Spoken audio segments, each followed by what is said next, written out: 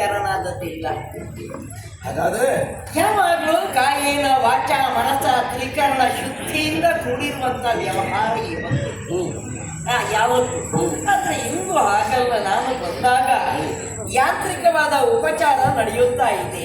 ನನ್ನನ್ನು ಕರೆತಂದು ಉಪಚರಿಸಿದ್ದು ಸತ್ಕರಿಸಿದ್ದು ಎಲ್ಲವೂ ಸತ್ಯವೇ. ಆದ್ರೆ ಕೇವಲ ಯಾಂತ್ರಿಕವಾಗಿ ನಡೆದಿದೆ ಎನ್ನುವುದಕ್ಕೆ ಸಾಕ್ಷಿ ತಮ್ಮ ಮುಖಾವಲೋಕನ ಮಾಡಿದಾಗ ನನಗೆ ದೊರಕಿತು. ಮೌಖಿಕವಾಗಿರುವಂತಹ ಭಾವವನ್ನು ಕಂಡಾಗಲೇ ಮಾನಸಿಕವಾಗಿ ಯಾವುದೋ ಒಂದು ತುಮುಲಕ್ಕೆ ತಾವು ಒಳಗಾದವರಿದ್ದೀರಿ ಎನ್ನುವುದನ್ನು ನಾನು ಅರ್ಥವಿಸಿಕೊಂಡಿದ್ದೇನೆ. ಮೌಖಿಕವಾಗಿ ಯಾವುದೋ ನಿತ್ಯಾನಂದ ಲೋಕತಮ್ಮನ್ನು ಕೊಂಡಾಡುವುದಕ್ಕೆ ಪೂರಕವಾಗಿ ಇರುವಂತಹ ಆದರೆ ಯಾವುದೇ ಸುಖ ಸಿಗ್ತಾ ಯೋಚನಾ ಪರರಾಗಿದ್ದೀರಿ. ಏನಿನ್ನು ನನಗೆ ಅರ್ಥ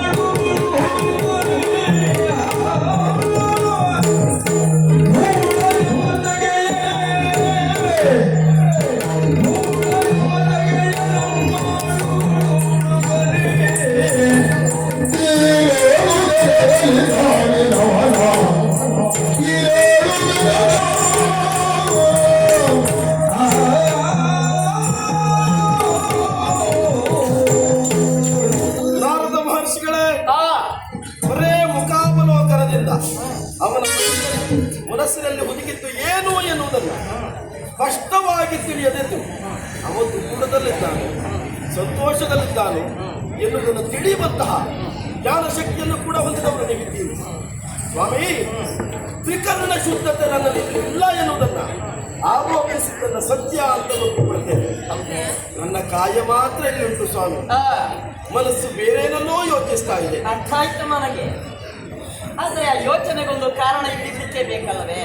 ಒಂದು 6 ದಿನದ ಹಿಂದೆ, ಕಳೆದ 6 ದಿನಗಳ ಮೊದಲು ಭಗವಾನ್ ಬಾಲಭಾಸ್ಕರನಿಗೆ ಅರ್ಘ್ಯವನ್ನು ಕೊಡಬೇಕೆನ್ನುವಂತ ಉದ್ದೇಶದಿಂದ ನನಗಿಡಿದು ಬೊಗಸೆಯಲ್ಲಿ ನೀರನ್ನು ಅಭಿಮಂತ್ರಿಸಿ ಭಗವಾನ್ ಬಾಲಭಾಸ್ಕರನಿಗೆ ಅರ್ಘ್ಯವನ್ನು ಕೊಡಬೇಕೆನ್ನುವಷ್ಟು ಹೊತ್ತಿಗೆ ಅಂಜಲಿ ಬದ್ಧನಾಗಿದ್ದ ಸಂದರ್ಭ ಮೇಲಿನಿಂದ ಏನೋ ಒಂದು ಬಂದು ಆ ಜಲಕ್ಕೆ ಬಿತ್ತು. ಅರ್ಘ್ಯ ಜಲ ಭ್ರಷ್ಟವಾಗಿ ಹೋಯಿತು. ಆಮೇಲೆ ತಿಳಿಯಿತು ಅದು ಕುಬೇರ ಪುತ್ರರಾದಂತಹ ಗಯಗಂಧರ್ವ ದಿವ್ಯಾಶ್ವವನ್ನು ಏರಿಕೊಂಡು ಹೋಗುವಂತ ಸಂದರ್ಭದಲ್ಲಿ ದಿವ್ಯಾಶ್ವ ಬೆವರಿ ಆ ಬೆವರು ಬಂದು ನನ್ನ ಅರ್ಘ್ಯ ಜಲಕ್ಕೆ ಬಿದ್ದದ್ದು.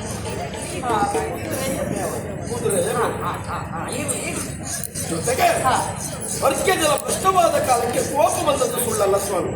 ಈಗ ನದಿಯಲ್ಲಿ ಮತ್ತೆ ನೀರಿನಿಲ್ವ ಕೇಳಿದ್ರೆ ನೀರು ಬಹಳಷ್ಟು, ಆದ್ರೆ ಇದು ಅಭಿಮಂತ್ರಿಸಿದಂತಹ ನೀರು ಅರ್ಘ್ಯ ಜಲ ಬಾಲಭಾಸ್ಕರಿಗೆ ಕೊಡುವುದಕ್ಕೆ ಬೇಕಾಗಿದೆ. ಸಿಟ್ಟು ಬಂದಾಗ ತಡ ಮಾಡಲೇ ಇಲ್ಲ ಸ್ವಾಮಿ. ಪ್ರತಿಜ್ಞಾಬದ್ಧನಾಗಿ ಏನು 9 ದಿನ ಕಡಿಮೆಯ ಅವಧಿಯೊಳ ಅವನ ಕಂಠವನ್ನು ಕತ್ತರಿಸದಿದ್ದರೆ ಶಿತಿಕಂಠನಾಣೆ. ಹೌದು, ಮಾಡಿದ ಪ್ರತಿಜ್ಞೆಯಂತೆ 8 ದಿನದಲ್ಲಿ ಅವನ ಕಂಠವನ್ನು ಕತ್ತರಿಸುವುದಕ್ಕಾಗಲೇ ನಾನು ಹುತವಾಹನದಲ್ಲಿ ಹುತನಾಗಿ ಹೋಗ್ತೇನೆ.